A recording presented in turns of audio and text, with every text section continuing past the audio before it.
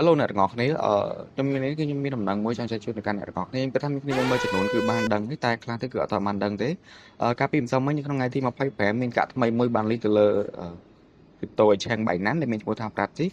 តែកាក់ហ្នឹងគឺវាឡើងរៀងលឿនដែរនៅពេលដែលវាលេចដំបូងតម្លៃវាតែ2សេនកន្លះទេហើយមកដល់ឥឡូវនេះគឺតម្លៃវាឡើងរហូតដល់ទៅ30សេនជាងហើយឧទាហរណ៍ថាបើសិនជាខ្ញុំចំណាយលុយ$1ទៅទិញកាក់ហ្នឹងនៅតម្លៃ2សេនកន្លះនៅពេលដែលវាលេចភ្លាមៗលុយ$1របស់ខ្ញុំមកដល់ឥឡូវនេះគឺវានឹងខ្លាចជាលុយ$10ជាងដែលវាខ្ទង់12ឬក៏$13អញ្ចឹងទៅអូខេប៉ុន្តែគឺខ្ញុំសូមបញ្ជាក់ដែរទៅលើវីដេអូនេះគឺខ្ញុំមិនណែនាំឲ្យអ្នកទាំងអស់គ្នាទៅវិនិយោគទៅលើកាក់ណាមួយកាក់នេះល្អកាក់នោះអត់ល្អទេគឺខ្ញុំគ្រាន់តែធ្វើការចែកម្លែកទៅលើ project ផ្សេងៗថ្មីៗនៅក្នុង Binance តែប៉ុណ្ណោះអញ្ចឹងបើសិនជាចង់ទិញគឺសូមស្រាវជ្រាវដោយខ្លួនឯងខាត់បងចំណេញកាលហ្នឹងគឺសុទ្ធនៅលើយើងខ្លួនឯងទេ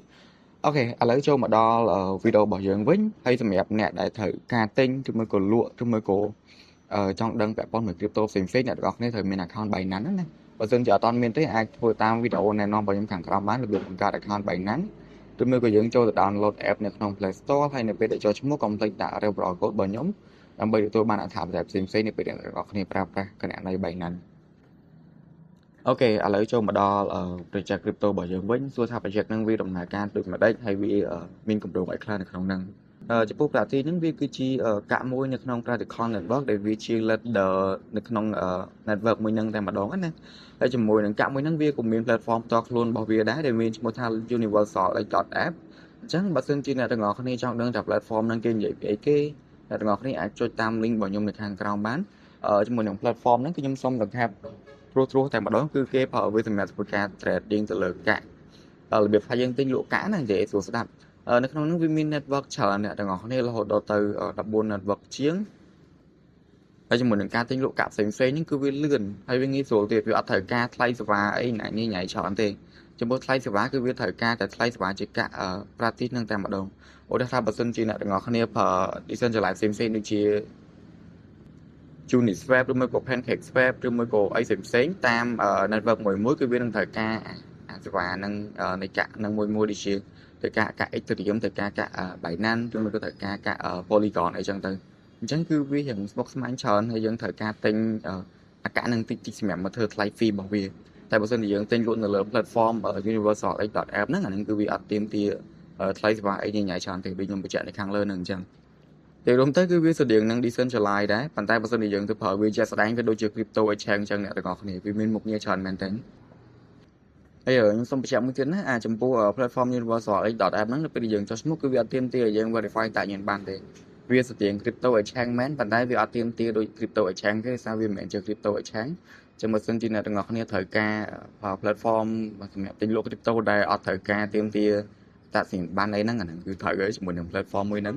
ចឹងអាចចូលមក check មើលទាំងអស់គ្នាបានហើយមើលវិញទៀតសម្រាប់អ្នកដែលអត់ទាន់ចេះធ្វើពីរបៀបនៃការទិញលក់កាក់នៅក្នុង Binance ទេចាំខ្ញុំធ្វើវីដេអូបង្ហាញតាមក៏ប៉ុន្តែខ្ញុំបានធ្វើវីដេអូពីមុនមកហើយប៉ុន្តែអានេះគឺខ្ញុំសូមធ្វើវីដេអូខ្លីមួយសម្រាប់អ្នកទាំងអស់គ្នាអំពីរបៀបនៅលើការទិញលក់កាក់មួយហ្នឹងណាអូខេអញ្ចឹងយើងចូលទៅកាន់ Binance ទាំងអស់គ្ន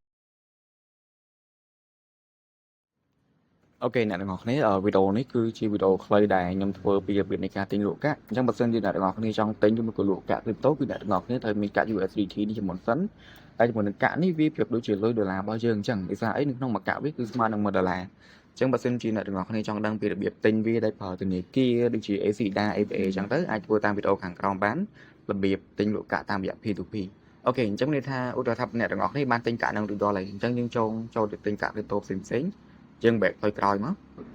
កខ្ញុំជឿថានៅពេលអ្នកទាំងអស់គ្នាចូលមកដល់ Binance គឺវានឹងចេញជាទម្រង់បែបហ្នឹងហើយអញ្ចឹងអ្នកទាំងអស់គ្នាអាចធ្វើការ scroll ខាងលើនេះហើយយើងចុចលើពាក្យថ្មីណាបើសិនជាអ្នកទាំងអស់គ្នាប្រើភាសាអង់គ្លេសកន្លែងហ្នឹងគឺយើងត្រូវចុចលើពាក្យ new ឬមួយក៏ new token អញ្ចឹងគឺអ្នកទាំងអស់គ្នានឹងឃើញហើយតែបើសិនជាអ្នកទាំងអស់គ្នាចុចអត់ឃើញទេអាច search ឈ្មោះកាក់នេះនៅខាងលើនេះបានកន្លែងនេះអូខេអញ្ចឹងយើងចុចលើកាក់មួយហ្នឹងមកបន្តមកទៀតបើសិនជាអ្នកទាំងអស់គ្នាចង់ទិញយើងចុចលើទិញចង់លក់យើងចុចលើលក់មកអូខេអញ្ចឹងខ្ញុំចុចលើទិញ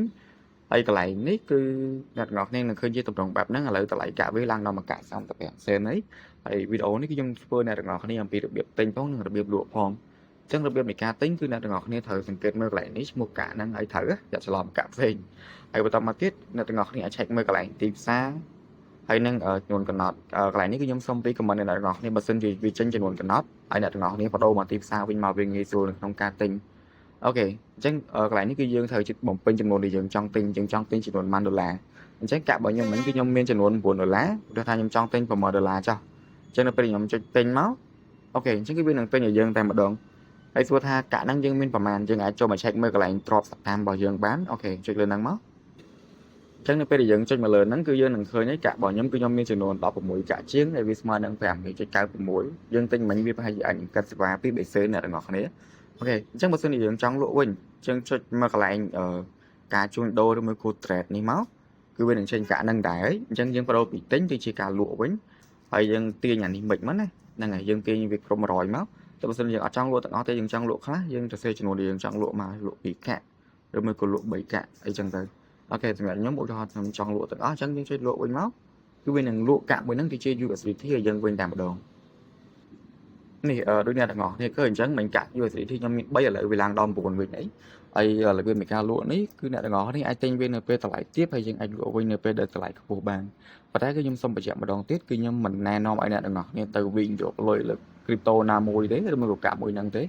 វីដេអូដែលខ្ញុំធ្វើនេះគឺវាគ្រាន់តែជាវីដេអូឧទាហរណ៍បង្ហាញតែប៉ុណ្ណោះអូខេអរគុណច្រើនអ្នកទាំងអស់គ្នាជួបគ្នាវីដេអូក្រោយបាយបាយ